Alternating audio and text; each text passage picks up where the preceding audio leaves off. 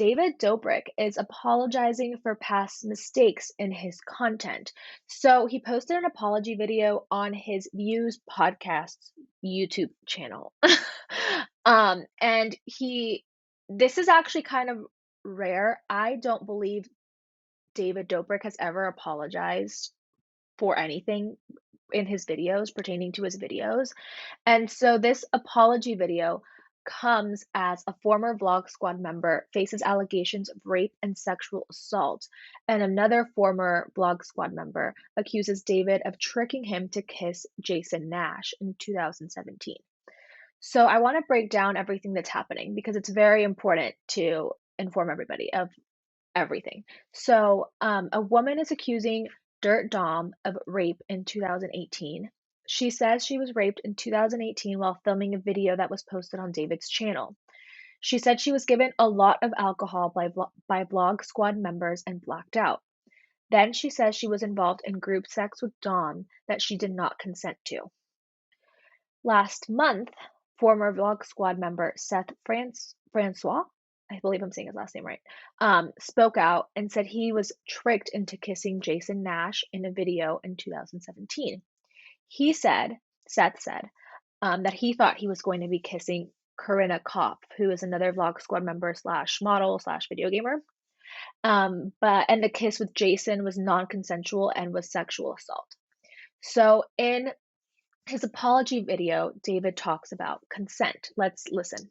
Consent is something that's super, super important to me. Whether I'm shooting with a friend or shooting with a stranger, I always make sure that whatever the video I'm putting out, I have the approval from that person.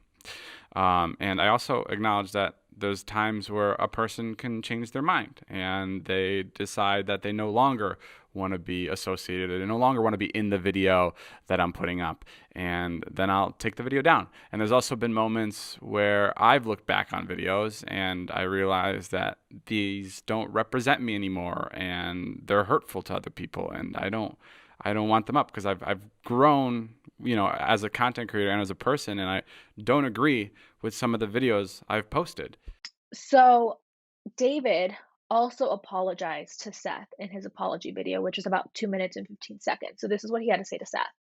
With the Seth situation, I'm sorry to Seth because like I said, I would just want to make videos where everybody in it, whether you're participating or watching, is enjoying and having a good time. And I missed the mark with that one. And I'm really sorry. I truly, truly am. Current member of the Vlog Squad, Scotty Sire, posted a video on his YouTube channel about a week or two ago where he defended David, saying that David did get consent from Seth. They have text to prove it, and that Seth was okay doing the skit. And he even asked David to do the skit a second time because he got so much clout or feedback from the first one.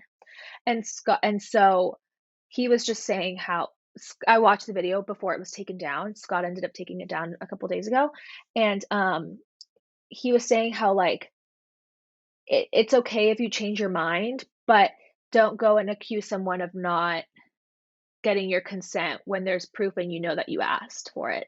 And so it's a he said type of situation. And like I mentioned before, Scott took down the video from his channel because originally a lot of David Dobrik supporters were praising him, but then it turned around and people were like, well, why are you automatically taking David's side? And so he took it down. And so also there's two videos on David, or there were two videos on David's channel that showed Seth kissing Jason, or Jason kissing Seth, and those have both been taken down. In his apology video, David also says that he has distanced himself from his friends who he no longer aligns with or has been disappointed with their actions. And with people in my life that I don't film with anymore, like Dom and the other people that I no longer film with, I chose to distance myself because I don't align with some of the actions, and I don't stand for any kind of misconduct, and I've been really disappointed by some of my friends, and for that reason I've separated from a lot of them. I think with any video I make, my main purpose is to make people happy and inspire people, and I never want anything to get in the way of that. And I'm sorry if I've let you down. And things like that won't happen again. And I learned from my mistakes. Um, and I also believe that actions speak a lot louder than words. And, you can take my word for it that I'm going to change, but I'll also show you and I'll prove to you that, the mistakes I made before won't be happening again. What do you think about all of this? Yeah, I mean, I think first of all, the biggest thing that I was seeing criticized when it was posted is that he did it on his podcast's YouTube, which has about 1 million Yeah, something followers, and not his personal YouTube, which has, I don't know, way more than that. So that yeah, was the first criticism. The second one was the title was like, let's talk about it or whatever. And then he disabled yeah. comments. So it's just like, I, And he disabled oh, sorry, he also disabled the like and dislike ratio, so you can like or dislike the video, but you can't see how many people liked or disliked the video. yeah, so it's just like to me, and especially to be so short, I feel like he had to have like prepared what he was gonna say, didn't want to like ramble and give his genuine thoughts. Because if like you're doing something for 2 minutes, you're like, okay, I can say what I need to say. Whereas if you're being genuine about something, especially an apology about something this major, I just don't see it realistically only taking 2 minutes. And wanting to talk about it and start a dialogue about it, an important dialogue about it, just to censor your video in that way, it's just it seems so performative and like doing the very bare minimum to me. And as for I didn't have a chance to see Scott's video.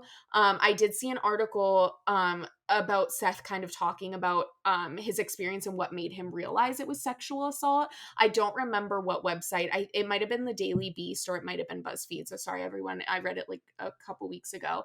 But Seth said after the Black Lives Matter protests were at its height last summer, he was kind of just thinking about like his experience associated with the vlog squad and kind of what he went through, and he was like, oh shit, like that was sexual assault. And then he just it was so heavy on him after he kind of came to that realization. And I think like it's just like I think consent is such a thing that you can't draw a fine line for it. You have to get full consent to know it's consent. Mhm. And I Yeah, think if there was any question that he did not consent to this, maybe he was like, oh, it got clout after he didn't consent to it. Yeah, let's do it again. Like, that's not consent. That's not. yeah, Because the first time it wasn't. And so I think I mean, it's very telling too that Scott's video was taken down, whereas Seth, these allegations are still very strong and very out there. Um, yeah, I mean, I always believe everyone who says they have experienced sexual harassment or assault or any sort of violence in that way. So, I mean, I think David Dobrik, it's ridiculous. It's ridiculous that he created an yeah. environment in which something like this could thrive. Yeah, I mean, I feel like there was a point where his videos were just very crazy. I've watched basically, I want to say I've watched like 80% of David Dobrik's videos, and Mhm. they were very crazy and chaotic, and I feel like there was like an array of people that he hung out with, from like being more like safe and mild to like crazy ass people. And he Right. has weeded a lot of the crazy ass people out of his vlogs and out of his life, I want to say, within the past year or two. I think I I'm glad he's taken videos down. Well, first of all, I'm glad he took the 2 videos of Seth down, and at least he apologized, because at the end of the day, you can't take back what happened. You can only move forward, take accountability, and apologize. At least he did that. I Right. think it's terrible that there was ever an environment where somebody would get raped.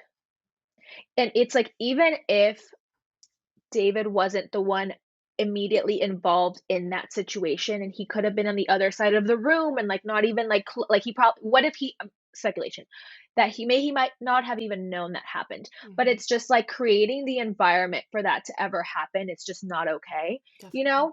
And I feel like they partied a lot. Right. And I also feel like I'm glad that he took the videos down. I'm glad that he's taking videos down that he no longer aligns with, because at the end of the day, people evolve and grow. There's things everyone has done in their past that they just don't align with anymore, and that they've grown. So I'm glad he's taking accountability in that way, and he's saying like, look, there, I posted some shit that I don't agree with anymore. I've taken it down. I think what matters now is his actions, because Mhm. he even said at the end of his video, he's like, I'm saying I'm sorry and I'm going to change, but I'm going to show you that I'm going to change. And that's what people need to hold him accountable for at the end of the day. Like, Totally. practice what you preach. And that's the same thing with Rachel Kirkconnell. She's saying she's going to change and she's going to put in the work. Actually put in the work and show people that you're making the change and that you're not the same person that you were 5 months ago or whatever. And so I am disappointed that his video was 2 minutes and 15 seconds. I feel like he definitely could have said a lot more. I feel like it kind of was the he just played it safe. You can tell he was playing it safe. The vague "let's talk." Everybody knew it was going to be like an apology video, and most of the time, the YouTubers are like "hi" or like they kind of like aren't very direct about it when they post this stuff. And also, I think it's kind of annoying that he took the comments off. I get why, because he probably was like, I don't want to start more issues. He could have been like, I don't want to start more issues in the comments, or I don't want to take anything away from the video by like the comments are all going to be people talking shit or defending me or whatever. So I get why he would have done it, but it's annoying as a viewer to be like, okay, you disabled the comments and now I can like or unlike the video, but I can't see how many dislikes it gets. It's like you're protecting your image where it's better to create an open environment. Like Olivia Jade, she's come back to YouTube now after the college admission scandal, and even though it's very annoying what happened with her with her parents and that whole situation, at least she hasn't disabled comments or dislikes and likes, even though half of the comments are bad. So it's just like leaving that area for discussion. But I guess now we just have to wait and see what happens. And yeah, it's really unfortunate that both of those instances that happened that I just mentioned above were pretty just terrible that that happened in the first place. I totally agree. And I think that's the unfortunate thing. You mentioned kind of Rachel relating to this as well. Like, I think that's the unfortunate thing, especially seeing the comments disabled, because unfortunately, these people are always going to have supporters no matter what they do. I mean, if you look at Yeah. Rachel Kirkconnell's comments on Instagram, like people are in full support of her. And And she's gotten more likes and follows since. totally. And I think the fact that like the people who are calling out these people for their actions, their comments are now on David Dobrik's video not able to be seen because he disabled it. I think that's important discourse that the people who maybe unapologetically are supporting him, they need to see that and they need to see why people are talking about Mhm. this and then the way that they are. So I just Yeah. think the let's talk and then having that is like the most, not the most frustrating, because obviously there's very serious allegations surrounding it, but it's just like it's all just absolutely ridiculous and it should not have happened this way. Yeah, I agree. But I mean, this was a heavier show. We talked about very important topics, so I think we want to end it by just saying like educate yourself about how to be anti-racist, about consent, about just like how to be a better person and how to be more considerate because I think even if you think you're the most woke person ever, there's ways to be more woke and there's ways to always continue to educate yourself and have open dialogue with your friends, especially people who have different opinions than you. And don't always be so quick to fight with them. Just like listen, try to see things from their point of view and educate them if you think they're wrong about something or if you think there's room for them to grow. So just always think about what you're saying, what you're doing, and how your actions can affect others. Totally. And I think I kind of want to add to that too, like speak up against hate crimes that you see happening. I think oftentimes, and this is kind of something that was talked about a lot last summer, but it's better to say something and maybe say it wrong and need to learn how to say it rather than not say anything at all. So speak up against hate. I mean, that's what we have to do.